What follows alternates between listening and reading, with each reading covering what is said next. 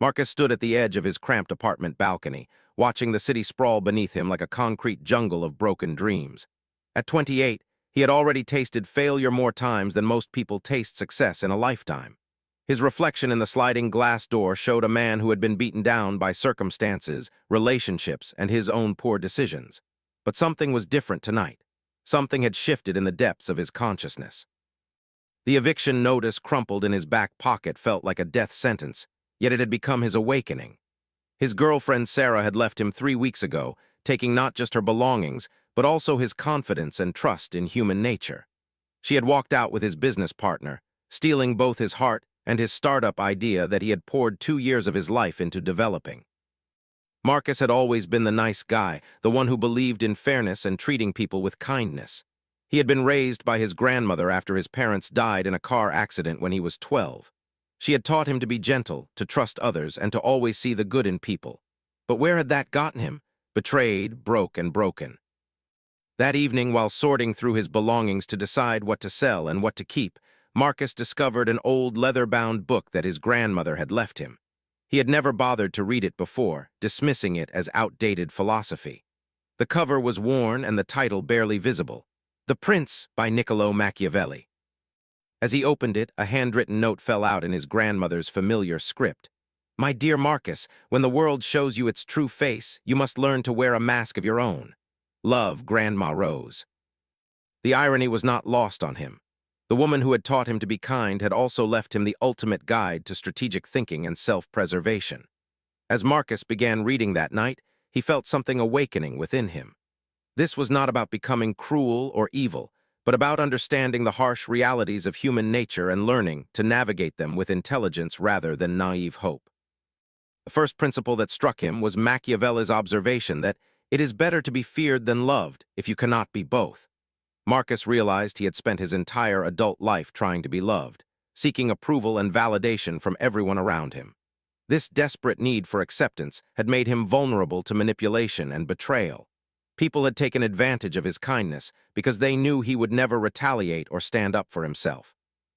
Over the next few days, Marcus devoured every page of the book.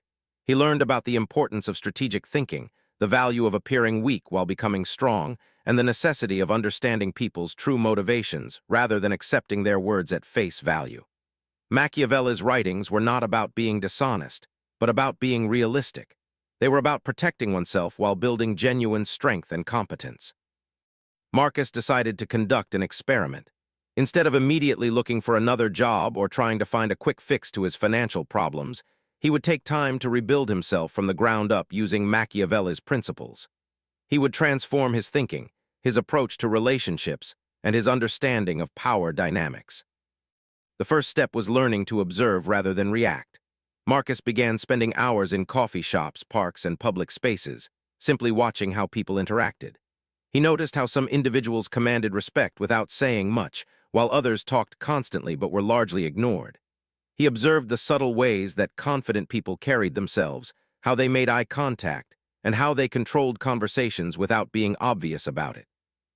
He started keeping a journal, documenting his observations about human behavior and his own reactions to different situations. Marcus noticed that he had a habit of immediately agreeing with people, even when he disagreed with them internally. He would laugh at jokes that weren't funny, pretend to be interested in topics that bored him, and constantly seek validation through people-pleasing behaviors. The second principle Marcus embraced was the importance of developing genuine competence before seeking recognition. He realized that his previous business venture had failed not just because of betrayal, but because he had been more focused on appearing successful than on building real skills and knowledge. He had been so eager to be liked by investors and partners that he had overlooked obvious red flags and made poor strategic decisions. Marcus enrolled in online courses in business strategy, negotiation, psychology, and even took up martial arts. He wanted to build both mental and physical strength. The martial arts training was particularly transformative. For the first time in his life, Marcus was learning to be comfortable with controlled aggression and conflict.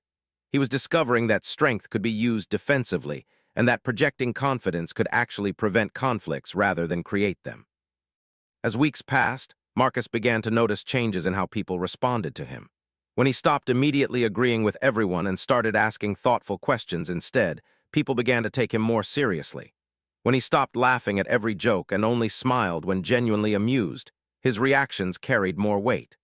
When he began speaking less but choosing his words more carefully, people started listening more attentively. The transformation was not about becoming cold or manipulative. Instead, Marcus was learning to value himself enough to stop giving his time, energy, and attention away for free. He was developing what Machiavelli would call virtue, not virtue in the modern sense, but the combination of strength, skill, and strategic thinking necessary to navigate a complex world. One evening, while practicing martial arts forms in his apartment, Marcus received an unexpected phone call. It was David Chen, a former colleague who had always respected Marcus's technical skills, even though he had never taken him seriously as a leader. David was starting a new company and wanted to know if Marcus would be interested in joining as a co-founder. The old Marcus would have immediately said yes, grateful for any opportunity and eager to please. The new Marcus paused, asked detailed questions about the business model, the funding situation, and David's expectations. He requested time to think it over and said he would provide an answer in a week. This simple act of not immediately accepting an offer marked a crucial turning point. Marcus was no longer operating from a position of desperation and neediness. He was beginning to understand that his skills and knowledge had value, and that he should not give them away cheaply simply because someone offered him attention or an opportunity. During that week, Marcus researched David's background more thoroughly, analyzed the business opportunity, and prepared a counter-proposal that would give him more equity and control over the technical direction of the company. He was learning to think several steps ahead, to consider not just immediate benefits but long-term consequences and strategic positioning. When Marcus finally met with David to discuss the opportunity, he was a different person than the one who had been betrayed and abandoned just 2 months earlier. He sat up straight, made steady eye contact, and spoke with quiet confidence. He presented his counter-proposal clearly and unapologetically, explaining his reasoning and the value he would bring to the partnership. David was surprised by this new version of Marcus, but he was also impressed. He agreed to most of Marcus's terms, and they shook hands on what would become a very successful business partnership. As Marcus walked home that evening, he reflected on the profound changes that had taken place in such a short time. The eviction notice was still in his pocket, now serving as a reminder of where he had been rather than a source of shame. Sarah and his former business partner had unwittingly done him the greatest favor of his life by forcing him to confront his own weaknesses and begin the process of transformation.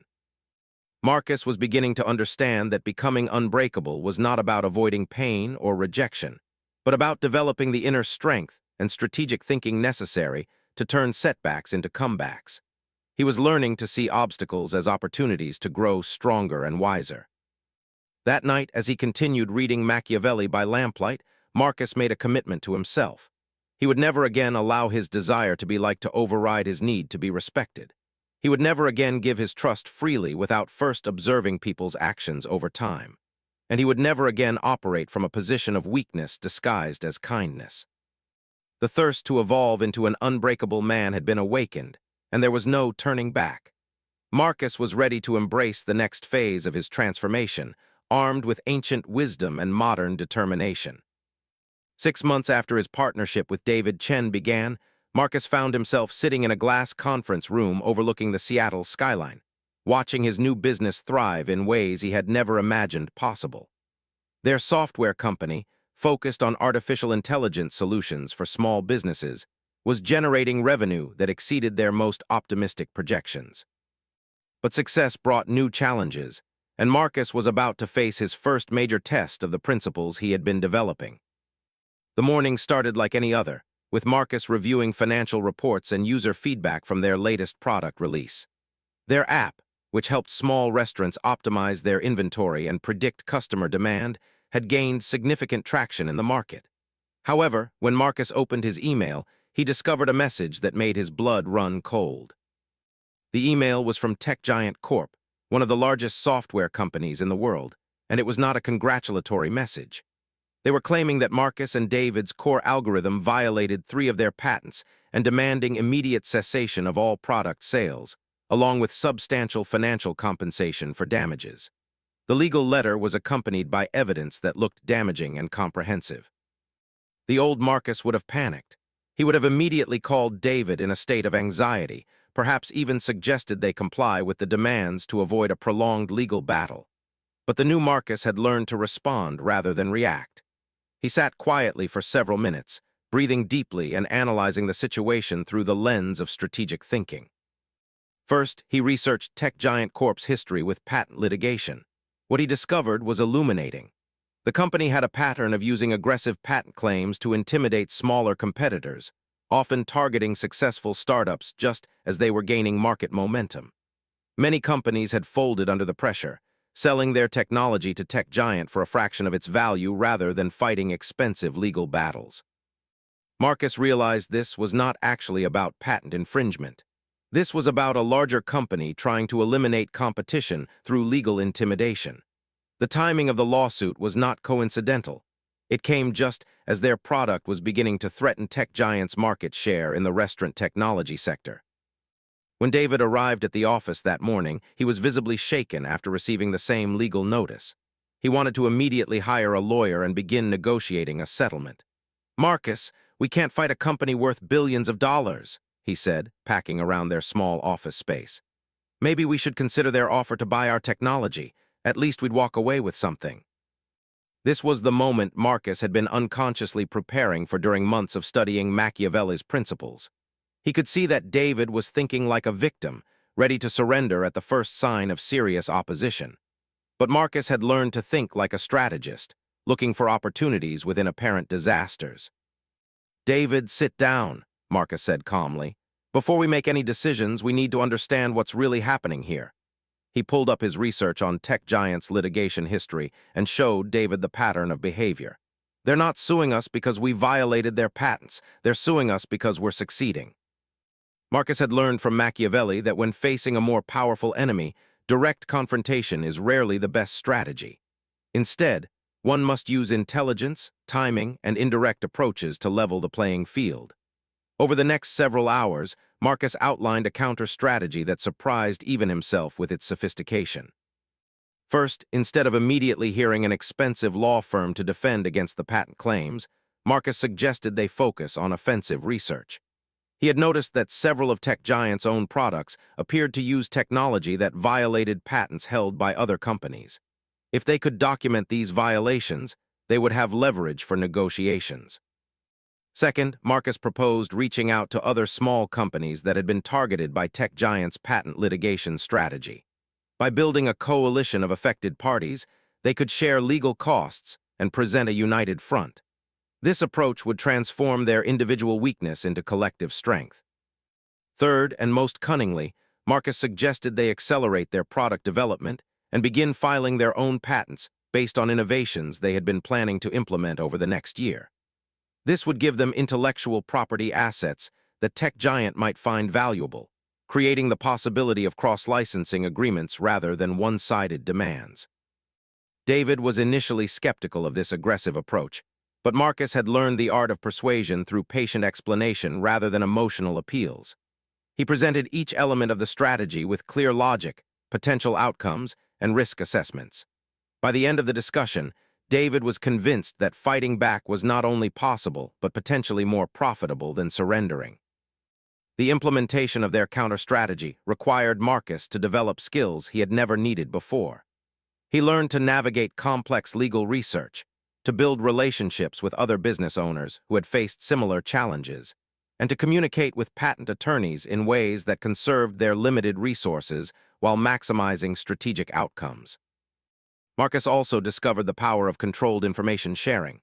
Rather than keeping their legal troubles secret, which would have isolated them, he strategically shared their situation with selected members of their industry network. This transparency accomplished several goals. It warned other small companies about Tech Giant's tactics, it generated sympathy and support for their cause, and it put subtle pressure on Tech Giant by making their aggressive behavior more visible to the business community. 3 weeks into their counter-campaign, Marcus received a phone call that validated his strategic thinking.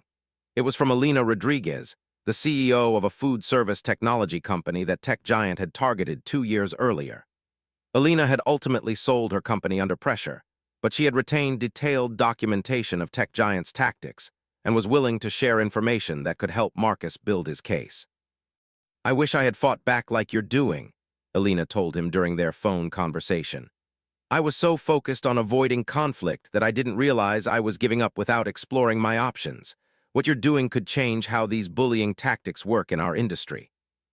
This conversation reinforced an important lesson Marcus had learned from Machiavelli.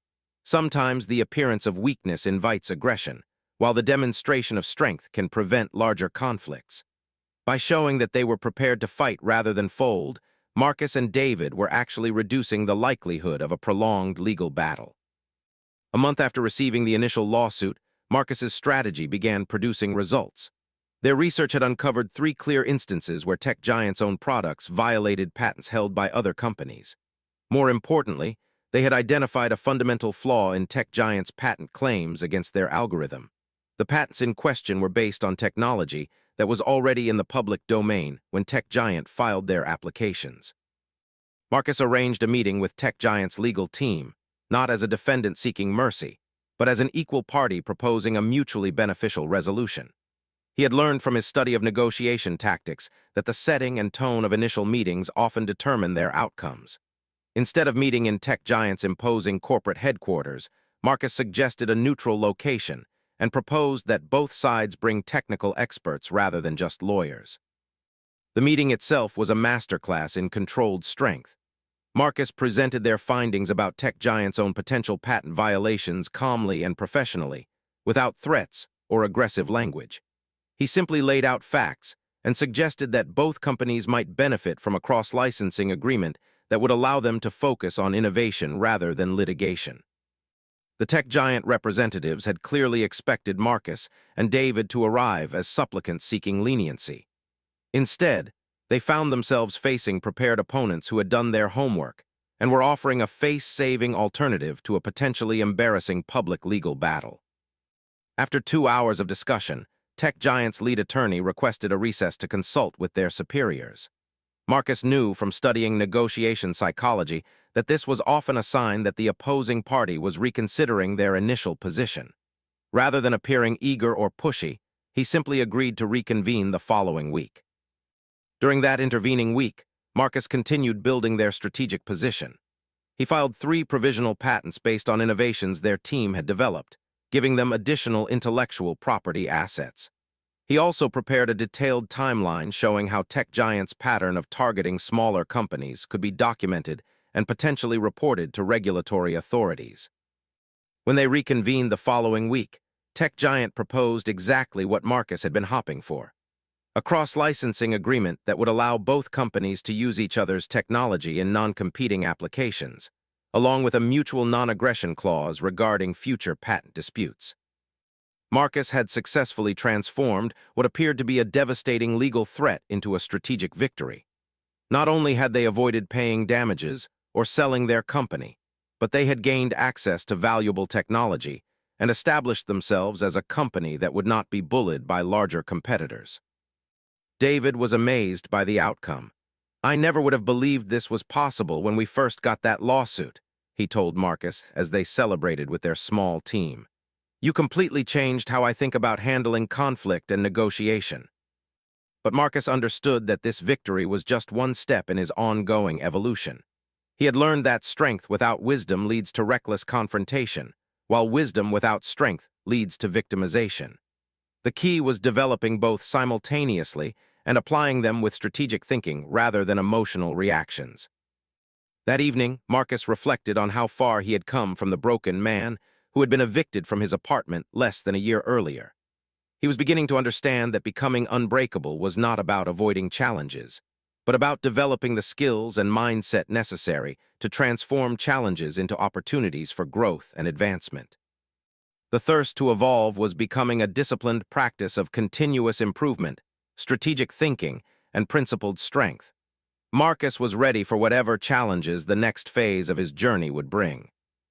2 years had passed since Marcus first discovered Machiavelli's teachings, and his transformation was now evident to everyone who knew him. The software company he had built with David was thriving, employing 43 people and serving clients across 3 countries. But success had brought Marcus to a crossroads that would test every principle he had learned about power, loyalty, and strategic thinking. The crisis began on a rainy Thursday morning when Marcus discovered that someone had been systematically stealing their proprietary code and selling it to competitors. The betrayal was sophisticated and had been happening for months, potentially costing them millions in lost competitive advantage. What made the discovery particularly painful was that the evidence pointed to someone within their inner circle, someone Marcus had trusted completely. Jennifer Walsh had been their head of engineering for 18 months, recruited personally by Marcus after he had been impressed by her technical brilliance and apparent integrity. She had been present at strategy meetings, had access to their most sensitive code repositories, and had even been invited to Marcus's apartment for dinner parties with other senior staff. The forensic analysis conducted by their IT security team showed that the data theft could only have been orchestrated by someone with her level of access and technical knowledge. Marcus sat in his office at 6 in the morning before any other employees had arrived, staring at the evidence that lay spread across his desk. Bank records showed that Jennifer had received 3 large payments from shell companies ultimately traced back to their primary competitor, TechFlow Solutions. Email metadata revealed that she had been in regular communication with TechFlow executives, using encrypted messaging services to hide her activities. The old Marcus would have been devastated by this personal betrayal, probably confronting Jennifer immediately in an emotional outburst that would have accomplished nothing except alerting her to their discovery. But the Marcus who had spent 2 years studying strategic thinking approached this crisis with cold calculation and long-term perspective. First, he called an emergency meeting with David and their lawyer, Maria Santos, without revealing the specific nature of the crisis. When they arrived at 7 that morning, Marcus calmly presented the evidence and outlined the scope of the problem. David's initial reaction was predictable. He wanted to immediately fire Jennifer and pursue criminal charges. "She betrayed us completely," David said, his voice shaking with anger. "We trusted her with everything and she sold us out for money. I want her arrested today." Marcus understood David's emotional response, but he had learned from Machiavelli that revenge motivated by anger rarely produces the best strategic outcomes. Instead, he proposed a more sophisticated approach that would not only address the immediate problem, but also create long-term advantages for their company. "David, I understand your anger, and you're right that this is a serious betrayal," Marcus said carefully. "But if we react emotionally, we'll lose the opportunity to turn this situation to our advantage. Jennifer doesn't know that we've discovered her activities yet. That gives us strategic options that we'll lose the moment we confront her." Marcus had learned that information asymmetry, knowing something that your opponent doesn't know you know, is one of the most powerful positions in any conflict. Over the next hour, he outlined a plan that would use Jennifer's continued ignorance of their discovery to gather additional evidence, identify any other potential security risks within their organization, and ultimately position them for a much larger victory than simple revenge would provide. The plan required patience and disciplined execution, qualities that Marcus had developed through months of studying strategic thinking and practicing emotional control. Instead of immediately confronting Jennifer, they would feed her false information about their future product development plans and see if that information appeared in TechFlow's subsequent product announcements. This would provide additional legal evidence and also give them insight into how TechFlow was using stolen information. Simultaneously, Marcus arranged for a comprehensive security audit of their entire organization, disguised as a routine compliance review required by one of their major clients. This would help them identify any other potential security vulnerabilities or internal threats without alerting anyone to their specific concerns about Jennifer. The most challenging aspect of the plan was that Marcus would need to continue interacting with Jennifer normally while knowing she was actively betraying their company. This required a level of emotional discipline and acting ability that pushed Marcus beyond anything he had previously experienced. For 3 weeks, Marcus implemented his strategy with careful precision. He included Jennifer in meetings where they discussed fictitious product features and false timeline information.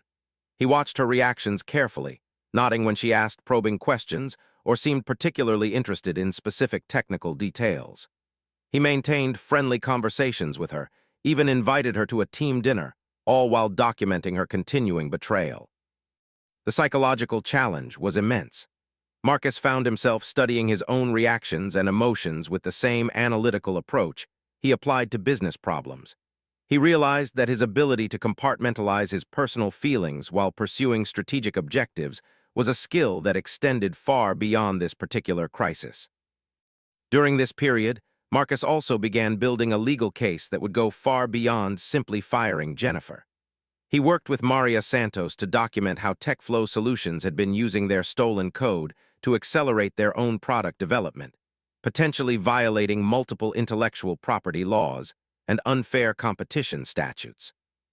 They were building a case that could result in significant financial damages and court orders that would cripple TechFlow's ability to compete in their market. The breakthrough came when Jennifer took their bait completely.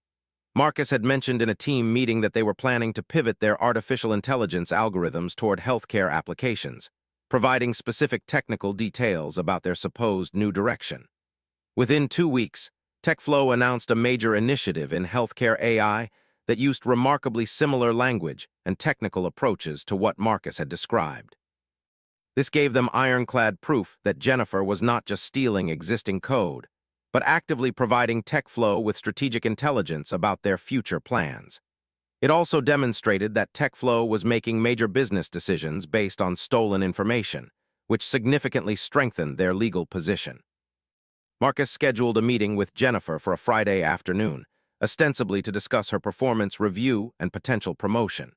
He had learned from studying negotiation tactics that timing and setting could significantly influence the outcome of difficult conversations. By scheduling the meeting late on a Friday, he ensured that Jennifer would have the weekend to consider her options before making any rash decisions. When Jennifer arrived in his office, Marcus could see that she suspected nothing. She was relaxed and confident, probably expecting to discuss career advancement and increased responsibilities. Marcus had prepared for this conversation like a chess player thinking multiple moves ahead. "Jennifer, I want to talk to you about your future with our company," Marcus began, maintaining steady eye contact and a calm tone. "But first, I think you should see something that will help contextualize our conversation." He handed her a folder containing bank records, email metadata, and technical analysis proving her theft of company information. As she opened the folder and began reading, Marcus watched her face change from confusion to recognition to fear. She realized immediately that her carefully concealed activities had been discovered and documented. The old Marcus would have felt satisfaction at this moment of revelation, enjoying the power reversal and her obvious distress. But the Marcus who had spent 2 years developing strategic thinking felt only cold determination to achieve the best possible outcome for his company and employees. "I know what you're thinking, Jennifer," Marcus said as she finished reading the documents. "You're probably wondering whether you should deny everything, claim you were framed, or immediately lawyer up. Let me save you some time by explaining your actual situation." Marcus then outlined exactly what they had discovered, how they had confirmed her guilt through the false information she had passed along, and what legal and financial consequences she was facing. But rather than simply threatening her, he offered an alternative that demonstrated sophisticated strategic thinking. "You have 2 choices," Marcus explained. "The first choice is that we pursue criminal and civil charges against both you and TechFlow Solutions. Based on our evidence, you'll likely face felony charges for industrial espionage, and TechFlow will face damages that could reach into the tens of millions of dollars. This path will probably destroy your career and might result in prison time." Jennifer started to speak, but Marcus raised his hand to indicate he wasn't finished. "The second choice is that you help us turn this situation into a strategic advantage. You continue working for TechFlow as if nothing has happened, but now you provide them with information that we control. In exchange, we don't pursue criminal charges, and you receive immunity for your past activities. However, you'll be working under our supervision and according to our strategic objectives." This offer was the culmination of Marcus's evolution in strategic thinking. Rather than simply seeking punishment or revenge, he was proposing to convert an enemy asset into a strategic advantage. Jennifer would become a double agent, providing TechFlow with false information that would lead them to make poor strategic decisions while giving Marcus's company insight into their competitors' plans and capabilities. Jennifer was clearly stunned by this proposal. She had expected to be fired and probably arrested, but instead was being offered a chance to avoid criminal prosecution while continuing to work in her field.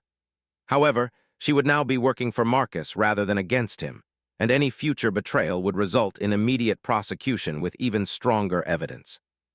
"Why would you trust me after what I've done?" Jennifer asked, her voice barely above a whisper. Marcus smiled for the first time during their conversation. "I don't trust you, Jennifer. Trust is irrelevant in this situation. What matters is that your incentives are now aligned with our objectives. You avoid prison and keep your career, but only as long as you serve our strategic interests. If you betray us again, you lose everything immediately and permanently." This approach demonstrated one of Machiavelli's most sophisticated insights, that loyalty based on mutual benefit is often more reliable than loyalty based on emotional bonds. Jennifer would be motivated to serve their interests not because she liked or respected Marcus, but because doing so was clearly in her own self-interest. Jennifer agreed to the arrangement, and over the following months, Marcus orchestrated a campaign of strategic deception that systematically undermined TechFlow's competitive position. Through Jennifer, they fed their competitor false information about market opportunities, technical challenges, and strategic partnerships. TechFlow made several costly mistakes based on this planted intelligence, while Marcus's company gained valuable insight into their competitors' internal operations and decision-making processes.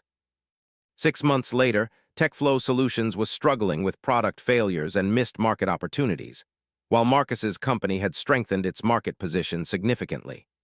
Jennifer had proven to be a valuable asset, providing intelligence that helped them anticipate and counter TechFlow's legitimate strategic moves while sabotaging their competitors' operations through misdirection. Marcus reflected on how this experience had pushed his strategic thinking to new levels of sophistication. He had learned to separate personal emotions from strategic objectives, to convert enemies into assets, and to think several moves ahead in complex multi-party conflicts. Most importantly, he had discovered that true strength often involved restraint and indirect action rather than direct confrontation. The thirst to evolve had led him to understand that becoming unbreakable required not just personal resilience, but the ability to navigate complex human dynamics with strategic intelligence and controlled strength. Marcus was beginning to realize that his transformation was not just about becoming stronger, but about becoming wise in the use of power. 3 years into his transformation, Marcus faced a challenge that would test not just his strategic abilities, but his fundamental understanding of what it meant to be truly unbreakable. The challenge came in the form of Rachel Morrison, a venture capitalist whose firm, Meridian Capital, was offering to invest $20 million in Marcus's company. On the surface, this appeared to be the opportunity of a lifetime, but Marcus had learned to look beneath surface appearances. Rachel Morrison was known throughout the startup community as a brilliant investor with an impeccable track record. Her firm had funded 12 companies that had gone on to achieve billion-dollar valuations, and she personally sat on the boards of some of the most successful technology companies in the world. When she requested a meeting with Marcus, every advisor and mentor in his network urged him to accept immediately. The initial meeting took place at Meridian Capital's headquarters, a sleek 40-story building in downtown Seattle with views of both the mountains and the water. Rachel's office occupied a corner of the 38th floor, furnished with contemporary art and designer furniture that quietly communicated wealth and sophistication. She was in her mid-40s, impeccably dressed, and possessed the kind of confident bearing that commanded immediate respect. "Marcus, I've been following your company's progress for the past 18 months, Rachel said, as they settled into her office's conversation area. "What you've accomplished with limited resources is impressive, but I think you're thinking too small. The market opportunity in AI-driven business solutions is worth hundreds of billions of dollars, and you have the potential to capture a significant portion of that market." Rachel's presentation was masterful. She outlined a growth strategy that would expand their operations to 15 countries within 3 years, acquire 6 smaller competitors to consolidate market share, and develop new product lines that would transform their company from a successful startup into a global technology leader. The $20 million investment would fund this expansion and provide them with the resources to dominate their market sector. David was clearly excited by the proposal. During a break in their meeting, he pulled Marcus aside and whispered urgently, "This is exactly what we've been working toward. With Meridian's backing, we could become one of the major players in our industry within 5 years." but Marcus had learned to be suspicious of opportunities that seemed too perfect. During their conversation, he had been observing Rachel carefully, noting subtle inconsistencies between her words and her body language. When she spoke about their company's potential, her enthusiasm seemed genuine, but when she discussed the specific terms of the investment, he detected a slight tightening around her eyes that suggested she was withholding important information. Marcus requested a week to review the proposal and conduct due diligence on Meridian Capital's investment practices. Rachel agreed graciously, expressing appreciation for his thorough approach to business decisions. But something in her tone suggested she expected him to ultimately accept her terms without significant negotiation. That evening, Marcus began researching Meridian Capital's portfolio companies with the same systematic approach he had applied to studying Machiavelli's principles. What he discovered was disturbing. While Rachel's successful investments were well documented and publicized, there were also 12 companies that had been quietly acquired or shut down after receiving funding from Meridian Capital.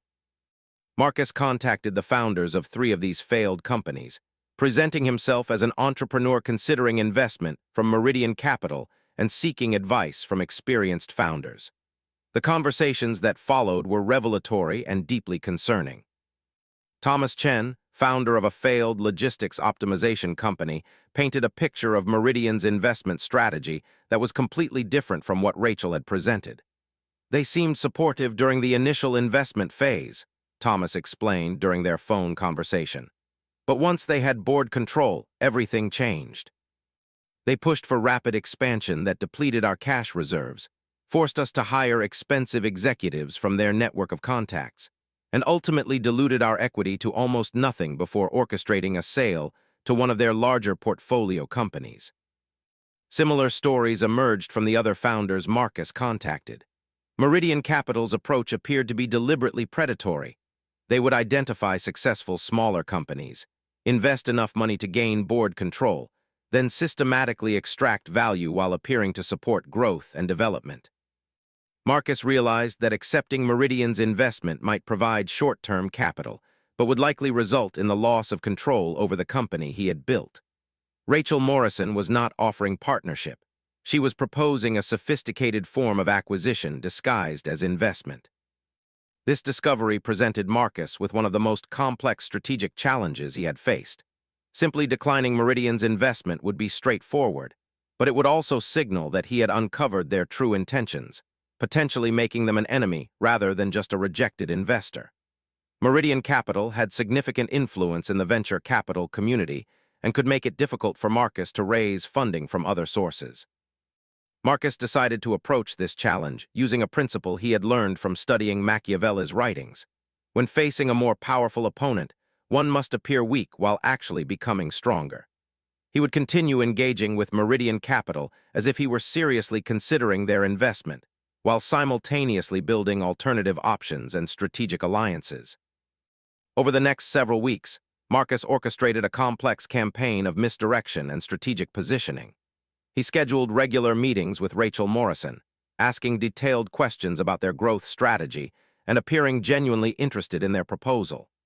During these conversations, he was careful to project the image of an ambitious entrepreneur who was impressed by Meridian's resources and expertise. Simultaneously, Marcus was quietly building relationships with alternative funding sources.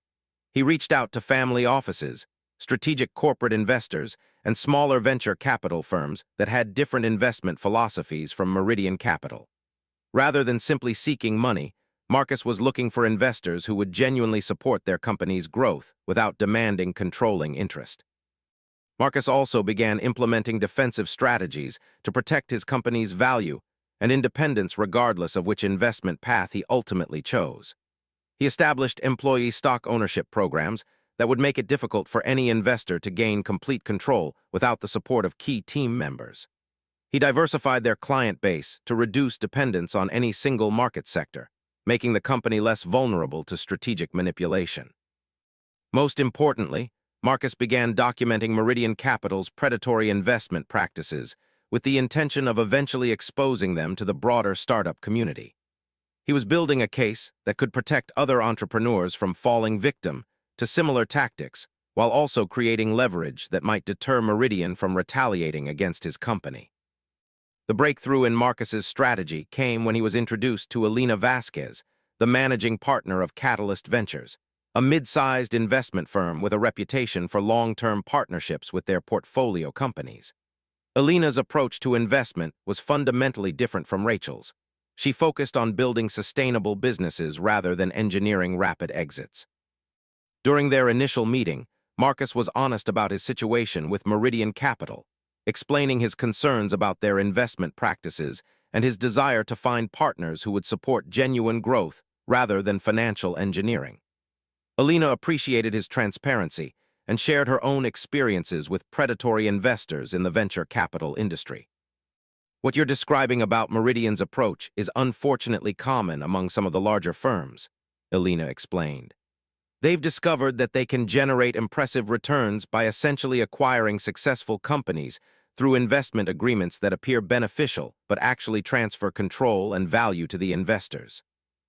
Elena's firm offered Marcus a different kind of partnership, a smaller investment of $12 million that would not give them board control, combined with strategic guidance and access to their network of experienced entrepreneurs and advisors. The terms were more favorable to Marcus's team and would allow them to maintain control over their company's direction and culture. Marcus realized that he now had the leverage he needed to decisively handle the situation with Meridian Capital. He scheduled a final meeting with Rachel Morrison, ostensibly to discuss the final terms of their investment agreement. When Rachel arrived at his office for their meeting, Marcus could see that she expected to finalize their partnership. She had brought legal documents and financial projections that assumed her firm would take controlling interest in his company. Her confidence was evident in her relaxed posture and casual conversation about post-investment strategy. "Rachel, I've given your proposal careful consideration," Marcus began, maintaining the same tone he had used throughout their negotiations. "The growth strategy you've outlined is impressive, and I appreciate the time you've invested in understanding our business. However, I've decided to pursue an alternative investment opportunity that better aligns with our long-term objectives."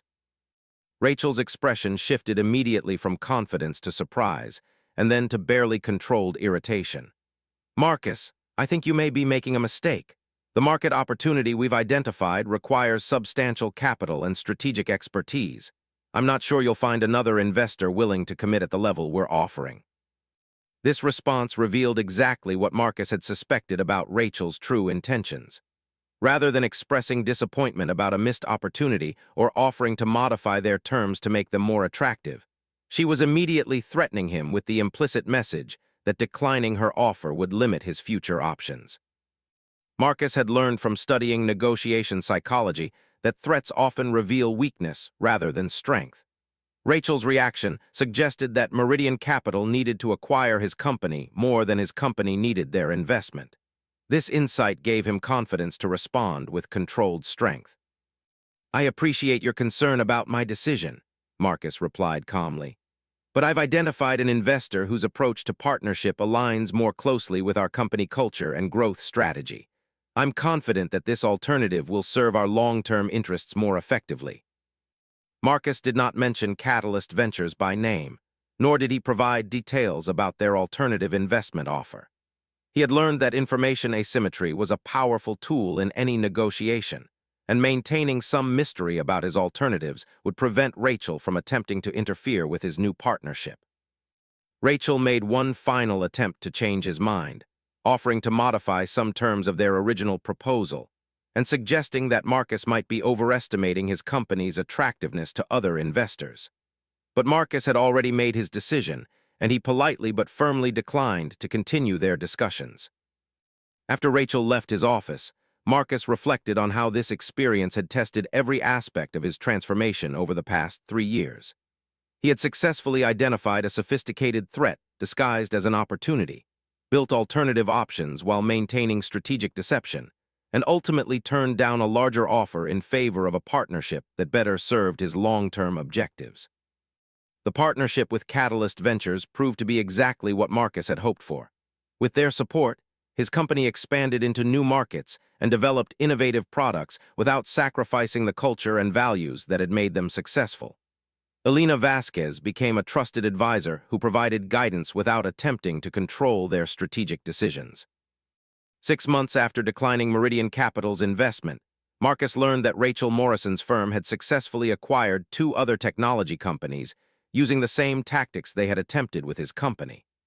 Both companies had lost their founding teams within 18 months of the investment, and their innovative cultures had been replaced with corporate management structures focused primarily on short-term financial performance. Marcus realized that his ability to recognize and resist Rachel's sophisticated manipulation had not just protected his company, but had also preserved the livelihoods and creative potential of his entire team. This experience taught him that becoming unbreakable sometimes meant turning down appealing opportunities that would ultimately compromise one's fundamental values and long-term objectives. The thirst to evolve had led him to understand that true strength included the wisdom to recognize when apparent opportunities were actually sophisticated traps, and the courage to choose difficult paths that preserved integrity over easier paths that promised immediate gratification. Marcus was learning that the most dangerous threats often came disguised as the most attractive opportunities. 5 years after discovering Machiavelli's teachings in his grandmother's book, Marcus stood before a gathering of 300 entrepreneurs at the Seattle Technology Summit, preparing to deliver a keynote speech about strategic thinking and resilience in business. The transformation from the broken man who had been evicted from his apartment to this position of influence and respect was so complete that sometimes Marcus himself could barely recognize the person he had once been. His company now employed over 200 people across 4 countries, had achieved profitability that exceeded industry standards, and had been featured on the cover of 3 major business magazines as an example of sustainable growth in the technology sector. But Marcus knew that his greatest accomplishment was not financial success, but the development of unshakable inner strength and strategic wisdom that allowed him to navigate any challenge with confidence and clarity. The speech Marcus was about to deliver would mark a new phase in his evolution, the transition from someone who had learned to protect himself and build personal strength to someone who could teach these principles to others. As he looked out at the audience of ambitious entrepreneurs, many of whom reminded him of his former self, Marcus felt a responsibility to share not just his successes, but the underlying principles that had made them possible. 5 years ago, I was a failed entrepreneur living in a studio apartment, facing eviction and wondering how my life had gone so wrong, Marcus began, his voice carrying easily through the large auditorium. I had been betrayed by business partners, abandoned by people I trusted, and left with nothing but debt and disappointment. Many of you have probably experienced similar setbacks, and some of you might be facing them right now. Marcus had learned that vulnerability, when shared from a position of strength, could be more powerful than any boast about achievements or display of success. By acknowledging his past failures, he was establishing credibility with audience members who might be struggling with their own challenges. What I discovered during that dark period was not a quick fix or a simple solution, but rather a complete transformation in how I understood power, relationships, and strategic thinking. The principles I learned came from studying Niccolo Machiavelli's writings on leadership and human nature, but they applied to every aspect of building and protecting a successful enterprise. Marcus outlined the key principles that had guided his transformation: the importance of understanding people's true motivations rather than their stated intentions, the value of developing genuine competence before seeking recognition, the necessity of strategic thinking that considered long-term consequences rather than immediate gratification, and the power of controlled strength that could be used defensively when needed, but was not deployed aggressively without clear strategic purpose. But the most important part of his speech focused on what Marcus called principled resilience, the ability to remain true to one's core values while adapting tactics and strategies to meet changing circumstances. This concept had emerged from his experiences with corporate espionage, predatory investors, and the various challenges that had tested his character as well as his strategic abilities. Being unbreakable doesn't mean being inflexible, Marcus explained to the attentive audience. It means developing such a clear understanding of your fundamental principles and objectives that you can adapt to any situation without losing sight of who you are and what you're trying to accomplish. During the question and answer session that followed his presentation, Marcus was approached by a young woman named Sarah Chen, ironically sharing the first name of the girlfriend who had betrayed him years earlier. This Sarah, however, was facing a challenge that would allow Marcus to demonstrate how his principles could be applied to help others rather than just protect himself. Sarah explained that she was the founder of a sustainable fashion company that was being systematically undermined by a larger competitor who was copying her designs, undercutting her prices with inferior products, and spreading false information about her company's labor practices. She felt powerless against a well-funded corporate adversary and was considering abandoning her business despite having invested 3 years of her life into building it.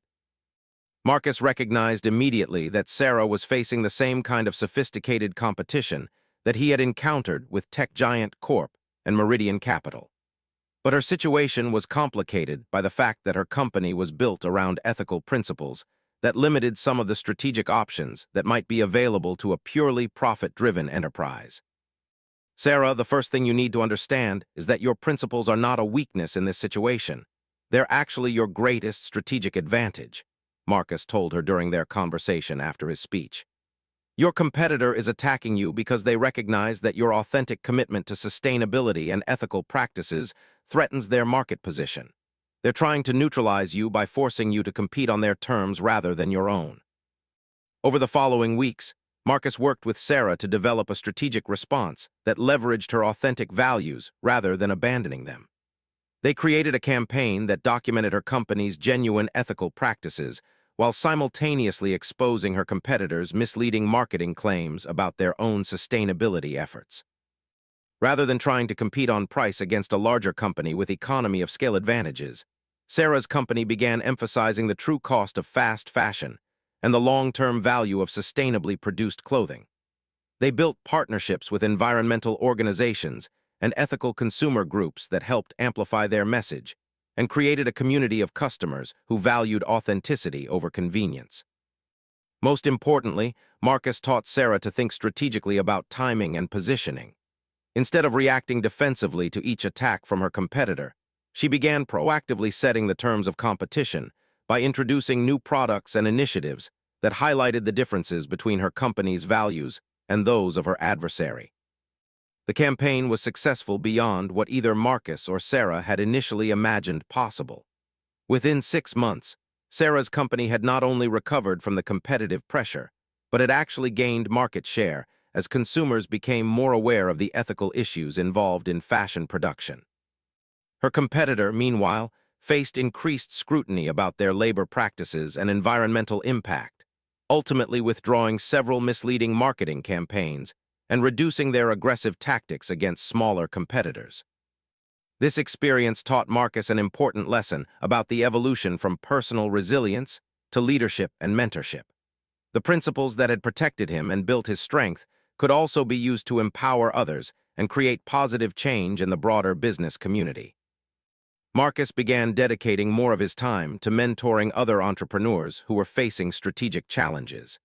He developed a systematic approach to teaching the principles he had learned, focusing not just on tactical advice, but on the underlying mindset and character development that made strategic thinking possible. Through his mentoring work, Marcus discovered that becoming truly unbreakable required not just personal strength and strategic thinking, but also the ability to use one's power and knowledge to protect and empower others. This realization marked the final phase of his transformation from someone who had learned to defend himself to someone who could create positive change in the world around him. 1 year after his keynote speech at the Technology Summit, Marcus was invited to join the board of the Entrepreneurship Development Foundation, a nonprofit organization that provided resources and support to startup companies led by underrepresented founders. This position allowed him to institutionalize the principles he had learned and create systematic support for entrepreneurs who might otherwise lack access to strategic guidance and mentorship. Marcus also began writing a book about his experiences, not as a memoir of personal success, but as a practical guide to developing strategic thinking and resilient leadership in challenging environments. The book would combine Machiavelli's timeless insights about power and human nature with modern examples and applications for contemporary entrepreneurs and business leaders. As he worked on the manuscript, Marcus reflected on the complete transformation of his life and character over the past 5 years. The man who had once been broken by betrayal and failure had become someone who could not only withstand any challenge, but who could help others develop the same strength and wisdom. Marcus realized that his grandmother's note about learning to wear a mask when the world showed its true face had been only partially correct.